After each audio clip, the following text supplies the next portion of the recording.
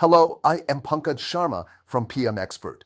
In this video, we will learn phase 3 of managing data preparation for AI projects, data transformation, feature engineering, splitting the data, and final validation.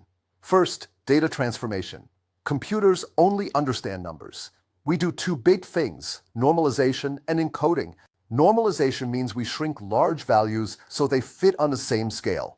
Encoding means turning categories into numbers, like turning colors into one-hot vectors. Second, feature engineering. We create new helpful information. For example, distance and time to create speed. Another example is a timestamp where we create a holiday flag like true or false. Third, we split the data into training, validation, and test sets. Training is about 70 to 80%, validation is about 10 to 15%, and test is the final exam with 10 to 15%. Fourth, data validation and quality checks. We check for bias and for data integrity. If 90% of the data is from one group, the model can become unfair.